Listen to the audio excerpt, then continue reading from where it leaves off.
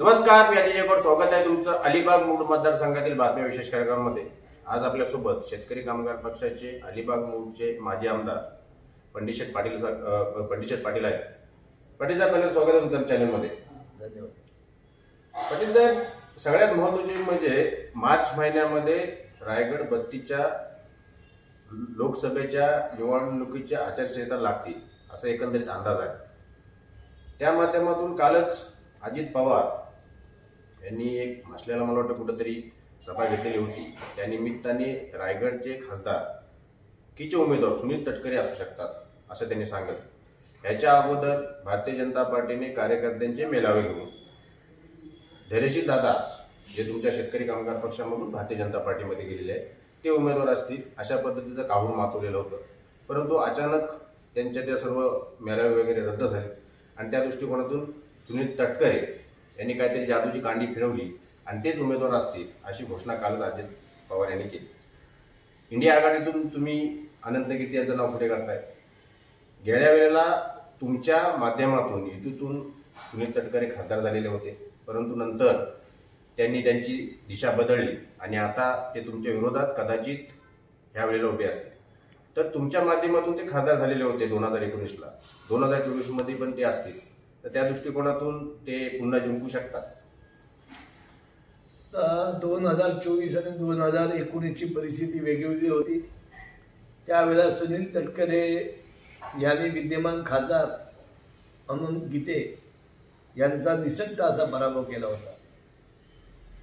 गीते यांच्या विरोधात भास्कर जाधव, त्याच्यानंतर संजय कदम, माणिकराव जगताप, पंडित पाटील, धैर्यशील पाटील, जयंत पाटील, अस्वाद पाटील वगैरे दिग्गज लोकांची फौज सुनील तटकरे साहेबांबरोबर होती आणि गीते साहेबांना पाडणं अशक्य होतं.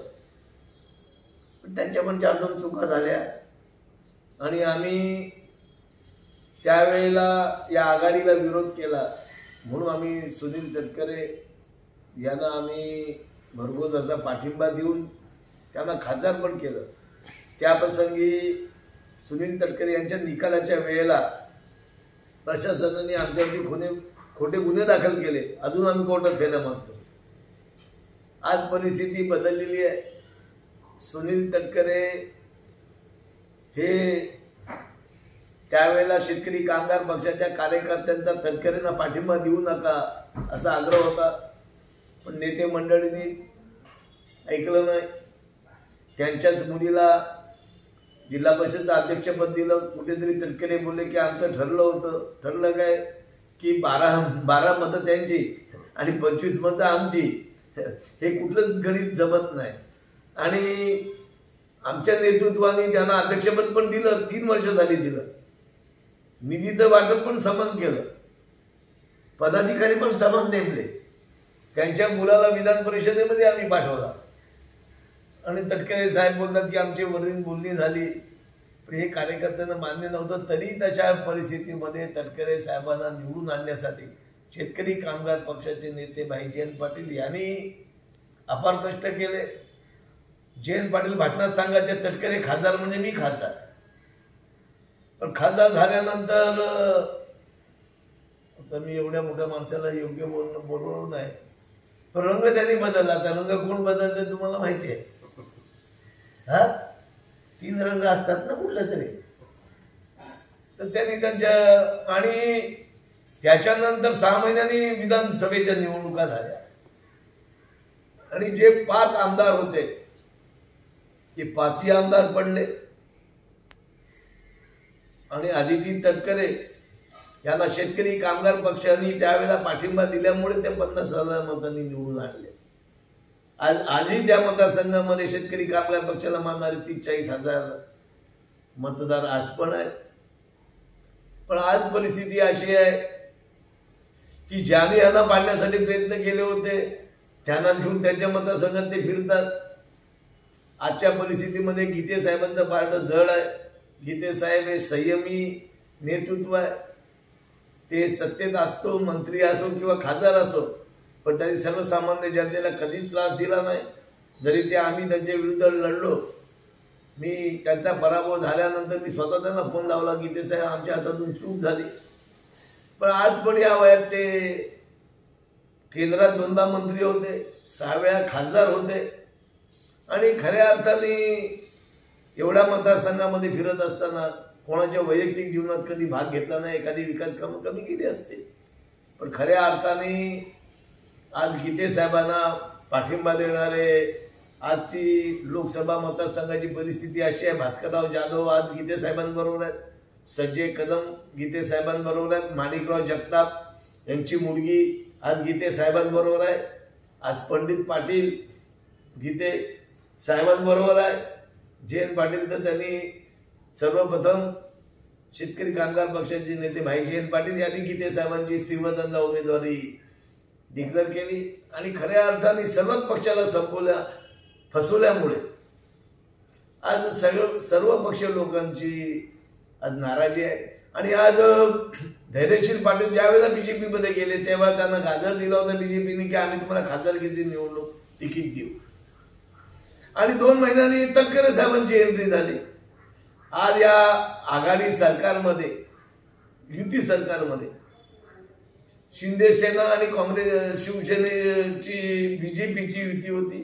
त्यांचा 1-1.5 वर्ष चांगला संसार चालला होता, पण या संसारामध्ये अजित दादांची एंट्री झाली आणि संपूर्ण महाराष्ट्रामधली गणितं बदलली. आज बीजेपी मध्ये इनकमिंग जोरात आहे. 3-4 मंत्री मुख्यमंत्री त्यांच्या टीम मध्ये आहे. आता खेळाडू 11 निवडायचे आहे, मोठमोठी 20 जणांची टीम आहे, कोणाला निवडायचा हा प्रश्न त्यांच्या पुढे पडलेला आहे. त्याच्यामुळे मला निश्चित खात्री आहे की 2024ला गीते दिल्लीला जातील, पण गीतेला मी सांगितलं तुम्ही दिल्लीत चालना, आम्हाला पैदलीत बसू नका, गरज सोडून वैद्य मरो असं होता कामा नये. आघाडी ही विधानसभेपर्यंत टिकली पाहिजे. ज्या कार्यकर्त्यांनी तुमच्यासाठी कष्ट केले, आज तटकरे साहेब दिल्लीला गेले, पण दिल्लीला गेल्यानंतर ना शेतकरी कामगार पक्षाच्या कार्यकर्त्यांना 1 रुपयाचा निधी दिला नाही. आम्ही फोन लावले, आमच्या आदरणीय नेते मीनाक्षी ताई यांनी पण त्यांना पत्र दिला होता, पत्र दिला नाही त्यांना, त्यांचा पण त्यांनी आदर केला नाही.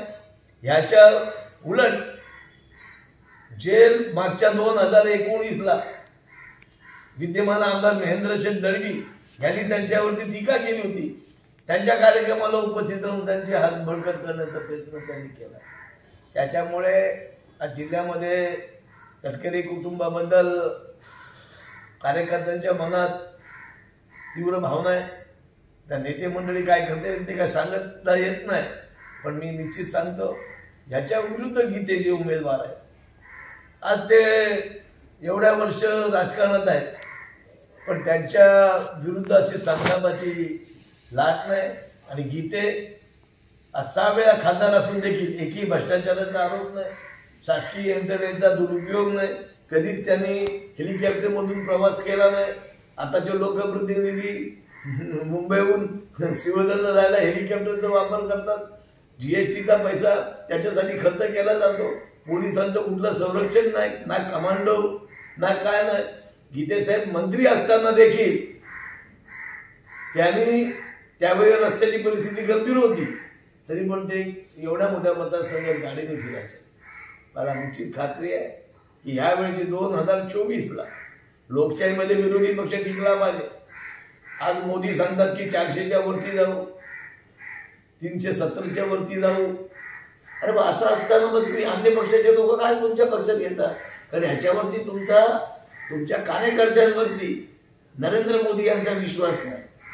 ज्यांच्यावर तुम्ही भ्रष्टाचाराचे आरोप केले, अशोक चव्हाणांवरती आरोप केले, अजित पवारांवरती आरोप केले, त्यांना तुम्ही तुमच्या पक्षात घेऊन, नुसते पक्षात घेऊन नाही तर त्यांना महत्वाची पदं देतात.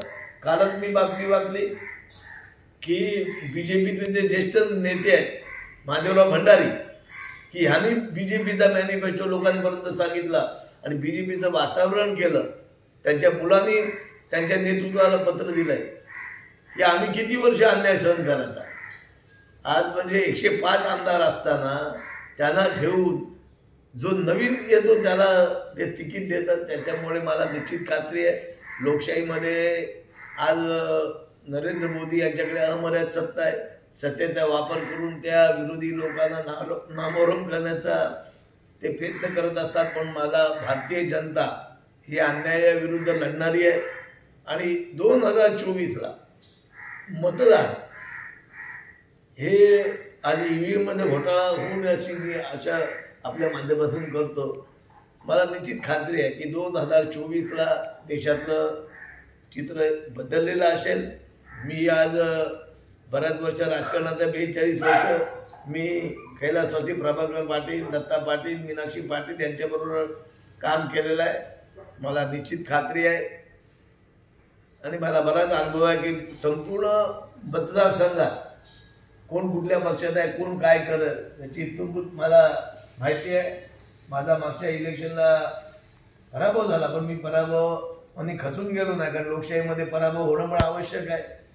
काय आमच्या चुका झाल्या असतील, पण मला वाटतं की माझा पराभव होऊन आज 6 महिनेच बाकी आहेत आगामी निवडणुकीला. पण जी लोकांनी अपेक्षा केली होती माझा पराभव करायला सर्व पक्ष एकत्र आले होते. काँग्रेस, शिवसेना सगळे लोक आले होते. आणि हा जी मतदारसंघ महत्त्वाचा आहे, इथे औद्योगिकरण मोठ्या प्रमाणात होणार आहे. ज्या लोकांना आम्ही विश्वासाने दिल्लीला पाठवलं, आता ते बोलतात की आम्ही प्रामाणिक काम केलं, पण ज्या आघाडीचा खासदार होतो त्याच्याबरोबर जे सगळेच सरदार पडतात, हा मला वाटतं भारताच्या इतिहासातील ही रायगड जिल्ह्यातली पहिलीच गोष्ट आहे. पण मला निश्चित खात्री आहे रायगड जिल्हा हा भावनेच्या भरात मतदान करत नाही.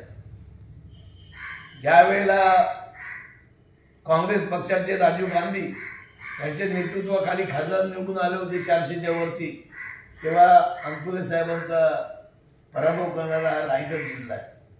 मला निश्चित खात्री आहे की सगळ्यांना एकदा फसवता येतं, रोज रोज फसवता येत नाही. आजच्या तुम्ही माझी मुलाखत घेतली, पण मी तुम्हाला सांगितलं होतं की मी जिथं आता कोण कुठल्या पक्षात आहे ना कोण कुठल्या आघाडीत आहे काय सांगता येत नाही. काल कमलनाथ गेले, परवा अजून मध्ये 2-4 जाणार आहेत, अजून टीम ठरलेल्या नाही. पण मी निश्चित सांगतो तटकरे साहेबांना तिकीट मिळेल हे अजितदादांनी घोषणा केली, पण अजून नरेंद्र मोदींनी घोषणा करायची. कारण अजित पवार हे नरेंद्र ते काय स्वतः त्यांचा पक्ष नाही, त्यांच्या आघाडीतला युतीतला एक घटक पक्ष आहे. त्यांच्या पक्षाची ते पक्षाचे प्रमुख असल्यामुळे त्यांनी ती भूमिका मांडलेली आहे. पण त्याच्यावरती शिक्कामोर्तब हे नरेंद्र मोदींनी अमित शहा करतील. त्याच वेळेला खऱ्या अर्थाने रायगड जिल्ह्याचं चित्र स्पष्ट होईल. पण धैर्यशील पाटील हे आक्रमक नेतृत्व त्यांनी फार मोठ्या प्रमाणात कामकाजाला सुरुवात केलेली आहे. त्यांच्या गोटातून असं समजते की त्यांना तिकीट मिळेल. आता तिकीट मिळेल काय होईल ते आता नजीकच्या काळात दिसेल. पण रायगड जिल्ह्यामध्ये जी युती आहे, ज्या विश्वासाने देवेंद्र फडणवीस यांनी सगळ्या लोकांना एकत्र घेऊन की महायुती आमची विजय संपादन करेल, या गोष्टीला निवडणूक पूर्वीच फटका बसलेला आहे. कारण एक सांगतात धैर्यशील पाटील सांगतात की रवींद्र चव्हाण स्वतः जे कोकणाचे BJPचे प्रमुख आहेत ते सांगतात की आमचे उमेदवार धैर्यशील पाटील आहेत. अजित पवार हे राष्ट्रवादी काँग्रेस जो नव्याने युतीत गेलाय त्यांच्या पक्षाचे प्रमुख आज भाषणात येऊन सांगतात की आमचे उमेदवार सुनील शेठ तटकरे आहेत. त्याच्यामुळे युतीमध्ये अलबेल नाही असं चित्र सध्या तरी दिसते. पण मी निश्चित सांगतो उमेदवार कोणी असू दे, आमचे उमेदवार हे शिवसेनेचे नेते आणि गरिबातून गेलेले अनंतराव गीते हे 2024ची मॅच 100% जिंकतील याची मला खात्री आहे. पंडित शेठ, तुम्ही ज्या वेळेला 2019च्या आमदारकीला सगळ्यात महत्त्वाचा मुद्दा होता अलिबाग रस्ता, आणि त्या माध्यमातून तुमचे जे विरोधक होते त्यावेळेला विरोधी उमेदवार आमदार महेंद्र सिडल्डी यांनी सांगितलं होतं की हा रस्ता मी काही करून बांधून देईन जर आमदार झालो तर. त्या गोष्टीला जवळजवळ आता 5 वर्ष उठून गेलेले आहेत. फक्त 5-6 महिन्याचा त्यांच्याकडे कार्यकाळ झालेला आहे. पण अजूनपर्यंत तो रस्ता काही पूर्ण होत नाहीये. मागच्या कॉन्ट्रॅक्टरने 15-16 कोटी खाल्ली. आताचा जो कॉन्ट्रॅक्टर आहे तो रस्त्याचं काम मला वाटते मागच्या पावसाळ्याच्या अगोदर त्यांनी थोडा कार्पेट मारलेला होता. वेलोली टू उसरपर्यंत रस्ता थोडासा त्यांनी पॅचेस मारलेले होते सिमेंट कॉन्ट्रॅक्टरच्या, ते आता अजून राहिलेलेच आहेत. तिथून त्यांनी माती टाकलेली आहे त्याच्यावर. तर त्या दृष्टिकोनातून आमदार महेंद्र दळवी यांच्या कार्यकालामध्ये तो रस्ता, त्याचा कार्यकाळ संपला पण तो रस्ता पूर्ण नाही झाला आणि त्यांनी वारंवार तुम्हाला शका पक्षाला त्या माध्यमातून दिवसलं होतं. तर ह्याच्याबद्दल अजूनपर्यंत त्यांनी आश्वासन देऊन त्यांचा कार्यकाळ संपला तरी रस्ता पूर्ण झाला, परंतु ते तुम्हाला दुष्स्वरूप देत होते, परंतु त्यांनाही तो रस्ता करताना आला अजूनपर्यंत. एक लक्षात घ्या, मी आमदार म्हणून या अलिबागच्या विकासामध्ये महत्वाचं योगदान दिलेलं आहे. खारलेणा असो, पुन्हा नागोटे रस्ता असो आणि अलिबाग तालुक्याच्या दृष्टीने महत्वाचा अलिबाग रोहा रस्ता, याच्यासाठी मी विशेष प्रयत्न केले. त्यावेळेचे बांधकाम मंत्री चंद्रकांत दादा पाटील हे BJPचे, पण त्यांनी कधी पक्षपात केला नाही आणि माझ्या मागणीनुसार माझ्या मतदारसंघातील 3 रस्ते त्यावेळेला मंजूर केले होते. त्यावेळेला तटकरे साहेब काही सत्तेत नव्हते. कोलाड मुरुड रस्ता, पुन्हा नागोटे रस्ता आणि अलिबाग रोहा रस्ता. पण हे रस्ते झाले त्या बंडीशेठ पुन्हा आमदार होईल म्हणून त्यांच्या त्यावेळेचे मंत्री महोदय पालकमंत्री होते, त्यांनी विशेष प्रयत्न केले की ह्याचं एकत्रित टेंडर काढलं होतं. ह्या तीन कामांचं एकत्रित टेंडर काढलं होतं की सरकारची त्यावेळेची भूमिका अशी होती की चांगले ठेकेदार यायला पाहिजेत म्हणून 3 पॅकेज सिस्टीमनी ते टेंडर काढलं होतं. त्याच्यामुळे योजना मंजूर झाली 2017-18ला, पण त्याची वर्क ऑर्डर होत नव्हती कारण त्याला योग्य ठेकेदार मिळत नव्हता. म्हणून मी आमदार असताना चंद्रकांत दादा यांच्याकडे विधानसभेमध्ये मागणी केली, स्वतः त्यांना भेटलो. मी त्यांच्याकडे मागणी केली, हे तुम्ही वेगवेगळ्या कामं 3 वेगळी आहे तर तुम्ही वेगवेगळे टेंडर काढा. आणि ॲन्युइटीमध्ये मंजूर असल्यामुळे आता काय कार्यकर्त्यांची मी नावं घेत नाही, ॲन्युइटीमध्ये मंजूर असताना रस्त्याला खड्डे पडले. त्यावेळचे कार्यकारी अभियंता मोरे हे अजून आहेत तिथे, त्यांना जाऊन तुम्ही विचारा की पंडित असं बोलतात योग्य आहे की काय. मी त्यांना सांगितलं साहेब रस्त्याला खड्डे पडले तर तुम्ही त्याच्यावरती पॅच मारा. लोक मला शिवीगाळ करतात, पण ते सांगितलं पंडित एका योजनेतून रस्ता मंजूर असल्यामुळे मला इतर योजनेतून खर्च करता येत नाही. मग असं असताना मी चंद्रकांत दादा यांना भेटलो आणि त्यांना सांगितलं साहेब अशी परिस्थिती आहे. मग त्यावेळेला शेवटच्या टप्प्यात त्यांनी टेंडर मूव्ह केलं. मग त्याला वेगवेगळी टेंडर आली.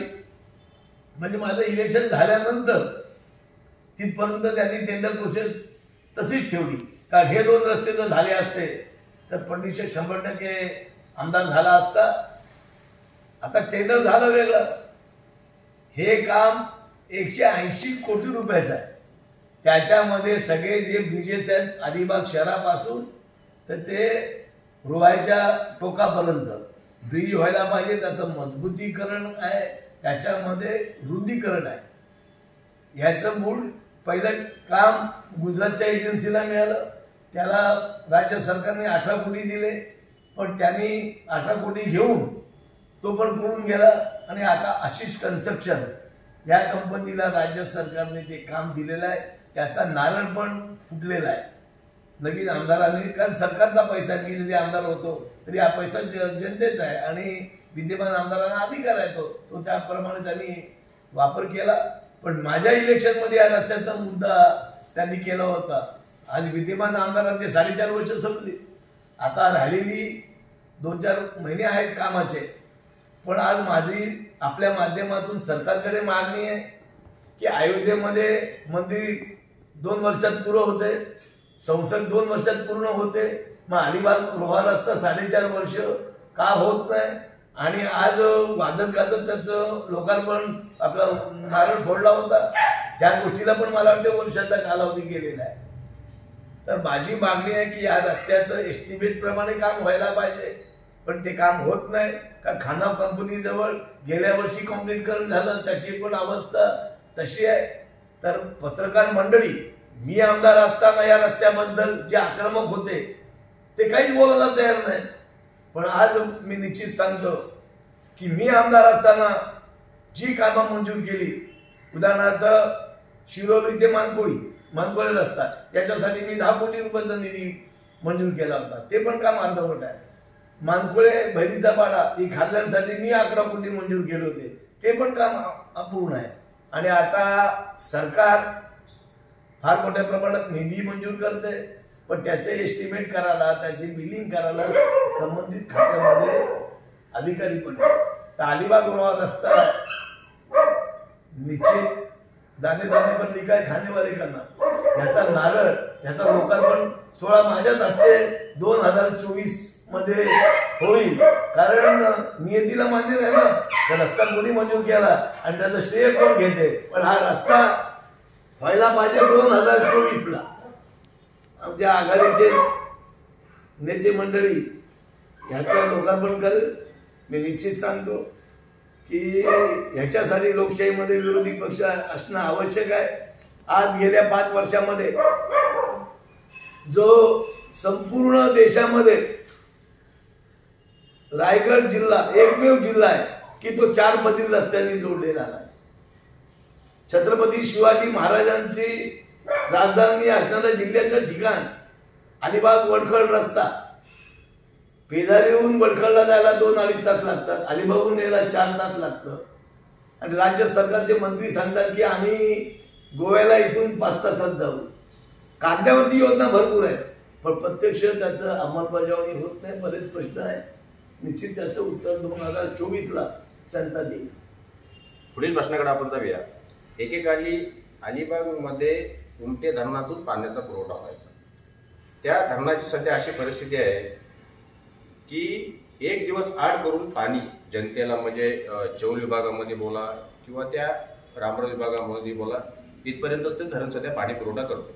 पूर्णपणे गालाने तो धरण भरलेला आहे. आमदार साहेबांनी त्यावेळेला सांगितलेलं होतं की मी आमदार झालो तर ह्याचा गाल काढी, परंतु गाल तर का निघाला नाहीत 5 वर्ष, परंतु अतिशय अशुद्ध पाणी जनतेला 1 दिवस आड करून मिळतंय. तर ह्या दृष्टिकोनातून सुद्धा आमदारांनी जनतेला दिलेलं जे आश्वासन होतं ते पूर्ण केलं नाही. उलट ते सांगतात शेतकरी कामगार पक्षाला की शेतकरी कामगार पक्ष हा म्हातारा झालेला पक्ष आहे, संपलेला पक्ष आहे. तर ह्या दृष्टिकोनातून तुमचं काय मत आहे?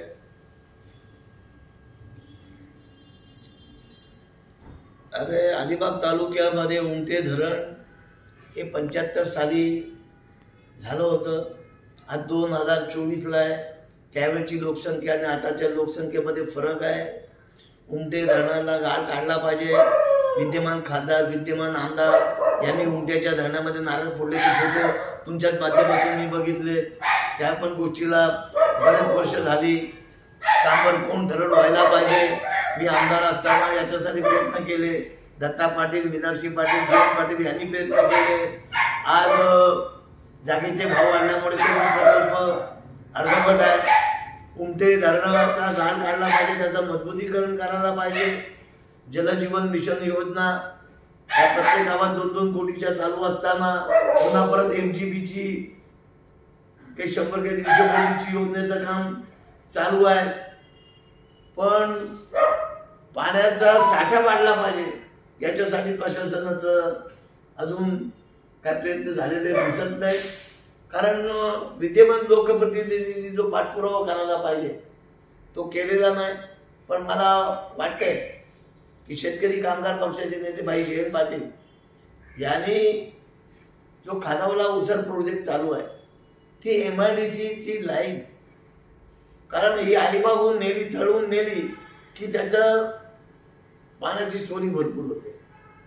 म्हणून भाई जयंत पाटील यांनी त्यावेळेचे मंत्री सुभाष देसाई यांच्याकडून मागणी करून आज ती डायरेक्ट ताडवागडे मार्गे उमट्याला तिथे पाणी येईल. म्हणजे तो पाण्याची जी आता MIDCची जी अडचण आहे ती दूर होईल. पण उमट्या धरणाचा पण गाळ निघाला पाहिजे. कारण जे प्रतिनिधी आहेत त्यांचं काम सरकारकडे असतं. मी नरेंद्र मोदी यांना धन्यवाद देईन की इच्छाशक्ती असली की काय होऊ शकतं. अयोध्येत 2 वर्षात मंदिर होऊ शकतं. संसदेचं भव्य दिव्य ऑफिस होऊ शकतं. अयोध्येला रेल्वे स्टेशन आधुनिक होते, विमानतळ होते. पण नवीन मुंबई विमानतळ होत नाही. मुंबईला जर जयपूरहून यायचा झाला तर हा दिवस तो 1 तासाचा, पण खाली उतरायला 3 तास लागतात. कारण इच्छाशक्ती विद्यमान कोकणातले आणि रायगड जिल्ह्यातले जे लोकप्रतिनिधी आहेत त्यांची इच्छाशक्ती नाही. आज पदव्या इंदापूर रस्ता अजून अपूर्ण विविध प्रश्न आहे. या सगळ्या प्रश्नाचा गोषवारा आम्ही इलेक्शनच्या दरम्यान घेऊ. विद्यमान लोकप्रतिनिधी कामाला त्यांनी कागदावरती योजना भरपूर मंजूर केल्या, त्याबद्दल विद्यमान आमदारांना पण मी धन्यवाद देईन. त्यांनी फार मोठ्या प्रमाणात निधी आणलाय, पण सरकारच्या खिशात पैसा नाही. कारण जिल्हा परिषदेमध्ये एवढा निधी आलाय की त्याची एस्टिमेट तयार करणे, त्यांचं बिल तयार करणे, त्याच्यावरती सुपरवायझिंग करणे, याच्यासाठी स्टाफ नाही. पण राज्य सरकारने निवडणूक आल्यामुळे फार मोठ्या प्रमाणात निधी मंजूर केलाय, जनतेची करमणूक झाली.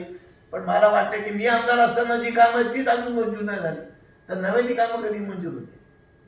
ठीक आहे. शेवटचा प्रश्न विचारतोय. 2019 मध्ये तुम्ही 2024 मध्ये तुम्ही विद्यमान आमदार यांना हरवण्यासाठी मैदानात उतरणार आहात का? आता मी तर माझी उमेदवारी डिक्लेअर केलेली आहे. आता पक्ष काय निर्णय घेईल ते बघू, पण होईल काय. पक्ष तर उभा राहील, कोण असेल, पण माझी उमेदवारी मी स्वतःच निर्णय दिलेला आहे. कारण शेका पक्षाला उमेदवार का रोज बदलत नाही. आणि आता निवडून यायला वातावरण चांगलं आहे ना माझ्या राज्याचं. त्यावेळेला माझ्या विरुद्ध सगळे पक्ष होते. आज माझ्याबरोबर सुरेंद्र म्हात्रे आहे, माझ्याबरोबर मधु ठाकूर यांचा पक्ष आहे, शेका पक्ष आहे. तसं काय शेका पक्ष काय तसं काय करत नाही. चिंतेचे कारण 2024ला निश्चित मी आहे. नारळच आपल्याला असते फोडायचं तुमच्या माध्यमातून. 2019ला मी स्वतः आजारी होतो. पक्षाने माझ्यावरती विश्वास टाकला आणि मला पुन्हा एकदा मैदानात उतरवलं. कारण खासदारकीच्या उमेदवारीच्या वेळेला या अलिबाग मतदारसंघाने 24,000चा काय 22,000चा लीड विद्यमान खासदार सुधीरजी तटकरे साहेबांना दिला होता. आणि त्याच्यामुळे आम्ही गाफील राहिलो की तटकरे साहेब आणि आमच्यावर काही चुका झाल्या. तर 2007 महिन्यापूर्वी 22,000चा लीड आहे, आमची आघाडी होती आणि त्याच्यामुळे विजय निश्चित होईल असं आम्हाला सगळ्यांना वाटत होतं कार्यकर्त्यांना. आमच्यातले काही लोक जे आता पक्ष बदललेले आहेत त्यांनी आतून आमच्या विरुद्ध काम केलं. त्यावेळेला काँग्रेसचे 2 उमेदवार होते. काँग्रेसचे विद्यमान काँग्रेसचे 43,000 मतं आहेत. त्यांच्या ओरिजिनल उमेदवाराला 3,000 मतं पडली. राजा ठाकूर यांना 12,000 मतं पडली. बाकीची मतं कारण पंडित शेठवरती राग आहे, शेका पक्षावरती राग भरपूर आहे इथल्या लोकांचा. कारण इथे 2च पक्ष होते, काँग्रेसचे शेका पक्ष. आता काँग्रेसला वाटलं की आपला उमेदवार कारण त्याच्यामध्ये गोंधळी हे काँग्रेसचे होते, आज ते शिंदे गटात आहेत. त्याच्यामुळे सगळ्या लोकांनी मिळून एकत्र आले. तरी पण मला 80,000 मतं पडली. जे शेका पक्षाचे बालेकिल्ले होते, उदाहरणार्थ सासवडे मतदारसंघ, इथे आम्हाला 5,000चा मार बसला. त्याच्यानंतर साळाव मतदारसंघ, तिथे मार बसला. अलिबाग शहरात पण आम्हाला आमच्या नगराध्यक्ष 8,000 मतांना आले. मला तिथे मेहनत झाला. शेंडे ग्रामपंचायतीमध्ये 4 महिन्यापूर्वी आमचा सरपंच आला, तिथे मार बसला. नागावला आमचा सरपंच त्यावेळेला 1900 मतांनी आला होता, तिथे मला 2200 मतांचा मार बसला. असा असताना देखील जे इंडिव्हिज्युअल मतदार आहेत त्यांनी मला मतदान केला. कारण शेका पक्षाचे जी पारंपरिक मतदार आहेत जे तिथे मतदान 100% होते, तिथे मला त्या ठिकाणी मला मार बसला. तरी पण मला 80,000 मतं पडली. आणि विरोधक लोकांना जे आघाडीतले लोक होते त्यांनी पाठिंबा दिल्यामुळे त्यांचा आत्मविश्वास वाढला आणि पडलेल्या उमेदवाराला सहानुभूती होती. कारण महेंद्र दळवी हे पहिल्या दिवसापासून काम करायला लागले. ते आमच्याच पक्षात होते, त्यांच्या आमच्या पक्षातल्या लोकांबरोबर संबंध होते, ते त्यांनी सांभाळले. आणि आघाडीचा प्रमुखच घटक हा आमच्या विरुद्ध गेला. पण मला 80,000 मतं पडली. आज तुम्ही मला प्रश्न विचारलात की पंडित शेठ तुम्ही उभे राहणार काय, की शेका पक्षाची परंपरा आहे. मीनाक्षीताई पडली होती. मीनाक्षी पाटील पडल्यानंतर लोकांना वाटतं शेका पक्ष संपला, पण मीनाक्षी पाटील सचिन तेंडुलकर होती. तिने 25,000 मतांनी विजय झाला. माझा पराभव झाला, पण मी पराभव झाला मी मान्य पण केला. मी महेंद्र दळवी यांचं अभिनंदन पण केलं. विजय कवळे हे त्यांचे गुरु, त्यांचं मी अभिनंदन केलं की तुमची स्ट्रॅटेजी काय. विजय कवळे यांना स्वतः आमदार होता आलं नाही, त्यांचं स्वप्न होतं, त्यांचा मीनाक्षी पाटलांनी पराभव केला होता, त्यांचं स्वप्न प्रत्यक्षात आलं. लोकशाहीमध्ये ही खिलाडू वृत्ती असणं आवश्यक आहे. मी माझा पराभव मान्य केला. मी कामकाज आणि पक्षामध्ये काम करतात रे सगळेजण, ते काय उमेदवारी ठरवणं तेवढं सोपं नसतं. आणि आज माझी परिस्थिती 2019 पेक्षा निश्चित चांगली आहे. त्याच्यामुळे 2024ला विजय नक्की होईल. आता शेवटी इलेक्शन आहे, मतदार आहेत, अजून काय होते, कोण आतमध्ये जाते, कोण बाहेर जाते, काय पक्षात काय होईल, आज कोण पक्षात राहिले काय सांगता येत नाही.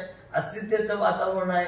पूर्वीचं वातावरण वेगळं होतं की सहसा पक्ष कोण सोडायचे नाही. आता असं जिल्ह्यात वातावरण आहे, आता तालुक्यात आमच्या वातावरण आहे.